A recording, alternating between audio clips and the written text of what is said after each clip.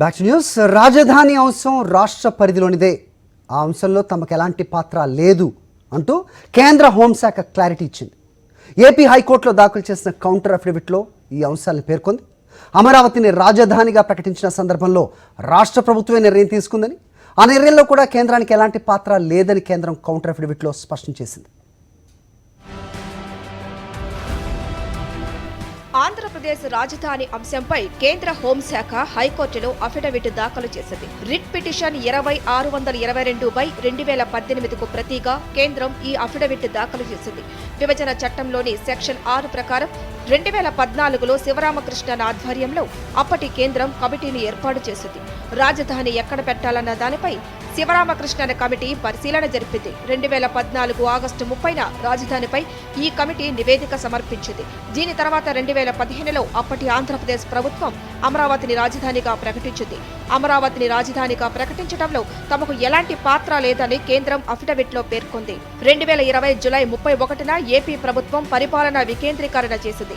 పరిపాలనా వికేంద్రీకరణకు సంబంధించి గెజెట్ విడుదల చేసిందని కేంద్రం తెలిపింది. ఈ గెజెట్ ప్రకారం ఏపీలో 3 పాలనా కేంద్రాలు ఉంటాయి. గెజెట్లో శాసన రాజధానిగా అమరావతి, పరిపాలనా రాజధానిగా విశాఖ, న్యాయ రాజధానిగా కర్నూలును పేర్కొన్నారని హైకోర్టులో దాఖలు చేసిన అఫిడవిట్లో కేంద్రం పేర్కొంది. అమరావతిని రాజధాని ప్రకటించడంలో కేంద్రానికి ఎలాంటి పాత్ర లేదు. అర్థమైంది కదా. గెజిట్ ప్రకారం ఏపీలో 3 పాలనా కేంద్రాలు ఉంటాయి. 3 పాలనా కేంద్రాలు రాజధానిగా గెజిట్ పేర్కొంది. గెజిట్లో శాసన రాజధానిగా అమరావతిని పేర్కొన్నారు. గెజిట్లో పరిపాలనా రాజధానిగా విశాఖని పేర్కొన్నారు. గెజిట్లో న్యాయ రాజధానిగా కర్నూలుని పేర్కొన్నారు కేంద్రం. బాబు చూసావా ఇది? బాబు చంద్రబాబు నాయుడు గారు చూడండి. ఏపీ రాజధాని విషయంలో కేంద్రం జోక్యం లేదని స్పష్టంగా తెలిసినా చంద్రబాబు సిగ్గు లేకుండా నాటకాలాడుతున్నారని మంత్రి బొత్స సత్యనారాయణ ఆగ్రహం వ్యక్తం చేశారు. రాజధానిగా అమరావతిని ప్రకటించడంలో శివరామకృష్ణన్ కమిటీ పాత్ర లేదని కేంద్రం స్పష్టంగా చెప్పిందని చెప్పారాయన. తన స్వార్థం కోసం చంద్రబాబు రాష్ట్ర ప్రయోజనాలు తాకట్టు పెట్టారని, తన ప్రయోజనాల కోసం ఎంతటికైనా దిగజారుతారని మంత్రి బొత్స సత్యనారాయణ ఘాటుగా వ్యాఖ్యానించారు. నీ వ్యక్తిగత స్వార్థం కోసం, నీ దోపిడీ కోసం, నీ సామాజిక అభివృద్ధి కోసం, నీ వ్యక్తిగతంగా కోట్లాది కోట్లు వచ్చి నీ సంపాదన కోసం రాష్ట్రాన్ని తాకట్టు పెట్టింది వాస్తవం కాదా? నువ్వు ఎమ్మెల్యేలే కాదు, నీ ఎమ్మెల్యేలని, నీ ఎంపీలని నువ్వు అందరూ వదిలేస్తావు. ఎందుకంటే నీకు కావాల్సింది నీ స్వార్థం, నీ ఆస్తులు, నీ తాలూకా సమయం వరకు దానికి ఎలా సంపాదించుకోవాలి, ఏ రకంగా చేయాలి, దానికోసం ఎవరినైనా తాకట్టు పెట్టేస్తావు, ఎవరినైనా పరంగా పెట్టేస్తావు, ఎవరినైనా వెళ్ళిపోవచ్చు, ఎవరినైనా చంపేస్తావు. మొత్తానికి రాష్ట్ర రాజధానుల విషయం ఆయా రాష్ట్రాలపైనే ఆధారపడి ఉంటుందని కేంద్ర హోంశాఖ అఫిడవిట్లో పేర్కొంది. చట్టసభల్లో సభ్యుల మధ్య జరిగిన చర్చ కోర్టుల్లో న్యాయ సమీక్ష పరిధిలోకి రాదని తేల్చి చెప్పింది.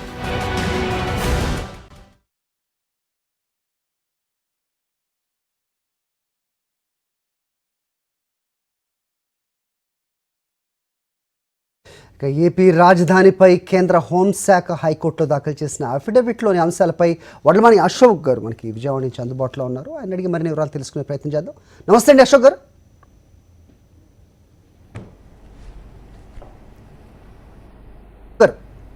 Good evening sir. Yeah, am I audible sir? Yeah, so ప్రస్తుతం కేంద్రం దాఖలు చేసిన అఫిడవిట్లోని అంశాలని ఏ విధంగా చూడాల్సిన అవసరం ఉంది? చాలా క్రిస్టల్ క్లియర్గా ఇది కేంద్రం పరిధిలోనిది కాదు, రాష్ట్ర పరిధిలోనిది అంటూ ప్రీవియస్ ఎగ్జాంపుల్స్తో సహా ఇచ్చినట్లుగా ఉంది. సో ఏం సూచిస్తోంది దీనిపై ఇంకా వివరణ కావాలంటే ఏం చెప్పగలరు?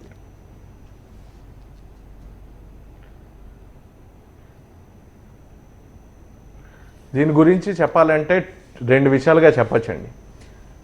ఫస్ట్ ఏంటంటే, పిటిషనర్స్ ఈ రోజు వరకు అమరావతి క్యాపిటల్ షిఫ్ట్ చేయకూడదని ఏదైతే స్టాండ్ తీసుకున్నారో దాని తాలూకా బేస్ మొత్తం కొలాప్స్ అయిపోయిందండి central government స్టాండ్తో.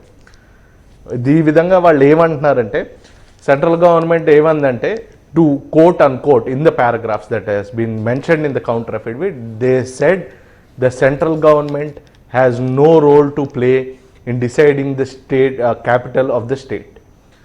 Now once this is clear, the capital shifting ki sambandhinchi evaithe amsalu ఇంతకు ముందు రిట్ పిటిషన్లో అయితే ఎత్తారో దానిలో ఒక క్లారిటీ వచ్చిందండి. సెకండ్ ఆస్పెక్ట్ ఏమిటంటే legal aspect, whether shifting or decentralization of the capital is it legal or illegal. if center itself or rather Ministry of Home Affairs itself ఒక ఎఫిడవిట్లో capital state decide చేసుకోవచ్చు అని అందంటే దాని తాలూకా ఇంకా లీగాలిటీ గురించి మనం మాట్లాడుకోవాల్సిన అవసరమే లేదండి.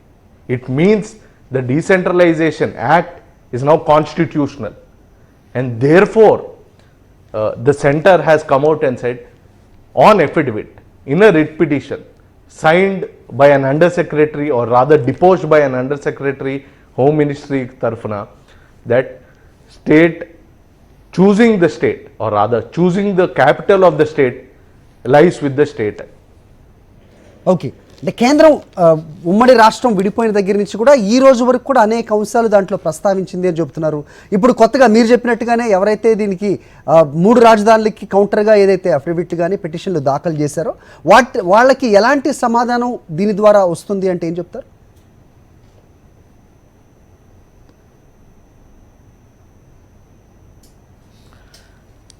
బేసిక్గా అయితే వాళ్ళు ఆర్టికల్ 3(4)ని and provisions of AP reorganisation act ప్రకారం వాళ్ళు ఒక రకమైన ఇంటర్ప్రిటేషన్ పట్టుకొచ్చారండి. ఏమని అంటే సెక్షన్ 6 కానీ ఏపీ రీఆర్గనైజేషన్లో సెక్షన్ 6 కానీ సెక్షన్ 91, 94 కానీ ఏమని చెప్తాయంటే సెంటరే డిసైడ్ చేయాలి క్యాపిటల్, ఎందుకంటే సెంటరే డబ్బులు ఇస్తుంది క్యాపిటల్ కన్స్ట్రక్ట్ చేయడానికి. అండ్ ఆర్టికల్ 3 ప్రకారం ఒక స్టేట్ రీఆర్గనైజేషన్ సెంటర్ చేస్తుంది కాబట్టి దాని పరిధిలో ఉన్నది కాబట్టి ఆ పవర్ కిందే ఏపీ రీఆర్గనైజేషన్ చేసింది కాబట్టి అండ్ కరస్పాండింగ్ సెక్షన్ 691 ఉన్నాయి కాబట్టి ఇది కేంద్రం పర్మిషన్ లేకుండా చేయలేరు అని చాలా మేజర్ ఆర్గ్యుమెంట్ తీసుకొచ్చారండి. వాళ్ళ కేసులకి మెయిన్ బేసిస్ ఇది ఒకటి, apart from other legal grounds కేంద్రం పర్మిషన్ లేకుండా చేస్తున్నదని. ఇప్పుడు కేంద్రం ఇంతకు ముందే ministers on the floor of the house చాలా క్లియర్గా చెప్పారండి కేంద్రంకి ఏ రకమైన సంబంధం లేదని. కాకపోతే ఈరోజు ఎఫిడవిట్లో వాళ్ళ వేసిన రిట్ పిటిషన్లో ఇంత క్లియర్గా చెప్పడం అంటే ఈ కేసు తాలూకా వెన్ను విరక్కొట్టినట్టే నా ప్రకారం. రైట్, ఇప్పుడు గవర్నర్ ఆమోదించిన తర్వాత ఇది ఒక చట్టంగా అయిన ఈ పరిస్థితులు కూడా మనం చూస్తున్నాం. ఆ తర్వాత సాక్షాత్తు కేంద్రమే ఇది రాష్ట్ర పరిధిలోనిది అని అఫిడవిట్ దాఖలు చేసిన నేపథ్యంలో ఇంకా ఎవరి మీదైనా ఉన్న ఆప్షన్స్ ఏంటి? ఇక రాష్ట్ర ప్రభుత్వం తీసుకుంటున్న ఈ నిర్ణయాలు కానీ లేకపోతే ముందు అడుగు వేస్తున్న దానికి ఇంకేమైనా అడ్డంకులు ఉన్నాయా అంటే ఏం చెప్తారు సార్?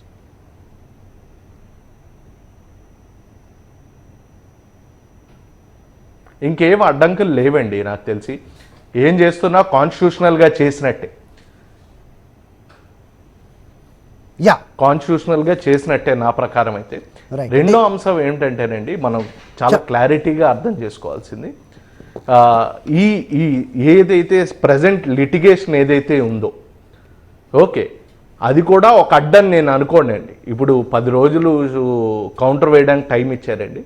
ఈ మధ్య ఈ స్టేటస్ కో కూడా ఒక ఇది ఇవ్వడం, దాన్ని ఛాలెంజ్ చేయడం కోసం గవర్నమెంట్ కూడా సుప్రీంకోర్టుని అప్రోచ్ అవుతున్నదని మనకు తెలియడం.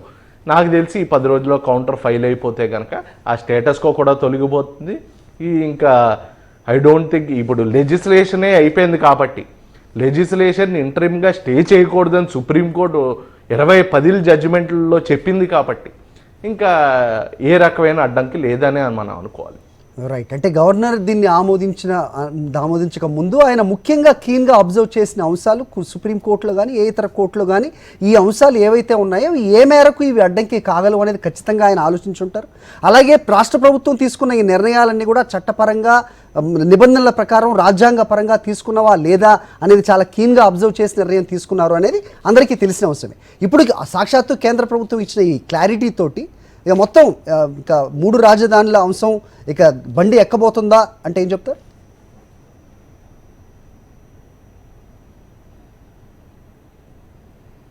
బండి ఆల్రెడీ ఎక్కిసిందని నేను నమ్ముతానండి. గవర్నర్ ఒక్కసారి బిల్లుకి అసెంట్ చేసి దాన్ని యాక్ట్ చేసిన తర్వాత బండి ఎక్కిసినట్టే.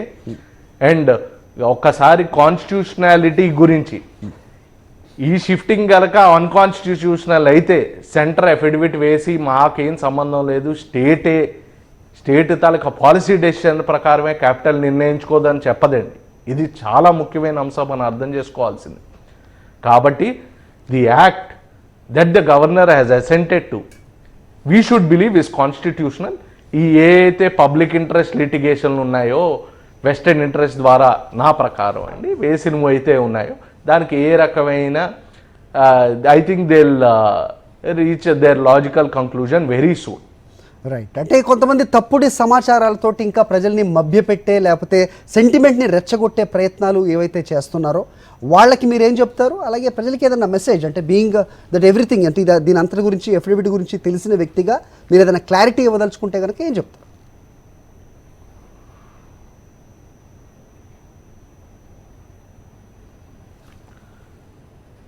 ఫస్ట్ నేను చెప్పాలంటేనండి, ఇప్పుడు మీడియాలో చాలా అంశాలు వస్తూ ఉంటాయండి.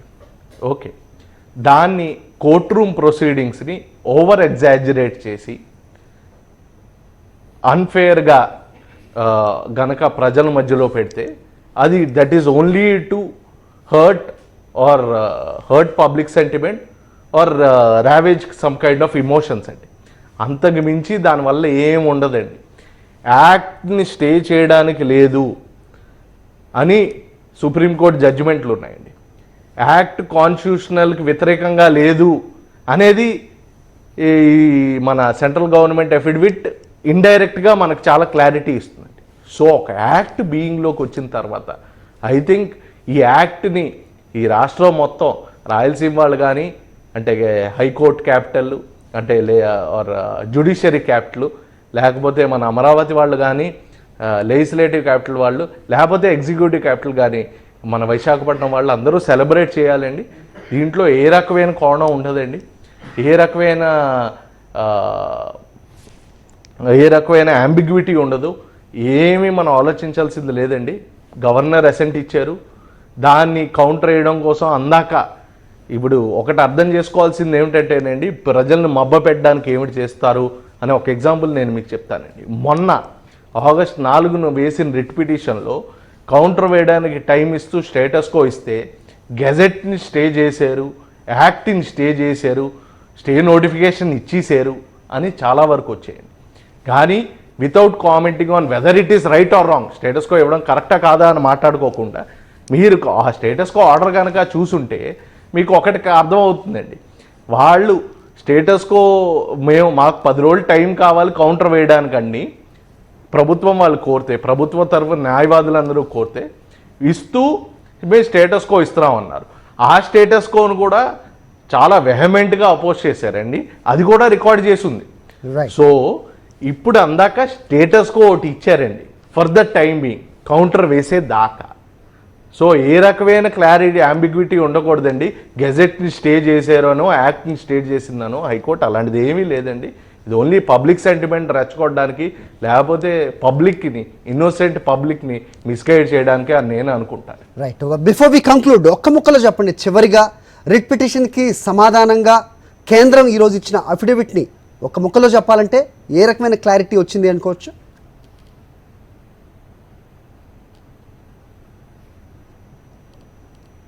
ఫుల్ క్లారిటీ వచ్చేసిందండి, దేర్ ఇస్ నో డౌట్. ఇది ఫుల్ క్లారిటీ వచ్చేసిందండి. మళ్ళీ చెప్తున్నాను, ఏ రకమైన డౌట్ లేదు. ఇది నాకు తెలిసి ఏ రకమైన అంబిగ్విటీ కానీ ఈ విషయంలో ఇంకా ప్రజల్ని ఏ రకంగా మభ్య పెట్టలేరని నేను అనుకుంటానండి. రైట్. అంటే ఇది రాజకీయం మీతో మాట్లాడడం కాదు, కానీ కేంద్రం పరిధిలోనిది కాదు అని పదే పదే కేంద్రంలోని పెద్దలు చెబుతున్నప్పటికీ కొంతమంది ఒక పార్టీ నుంచి ఇంకో పార్టీలోకి వెళ్ళి ఒక రకమైన కన్ఫ్యూజన్ క్రియేట్ చేస్తున్న వాళ్ళకి ఇది ఒక చెంపపెట్టు అనుకోవచ్చు.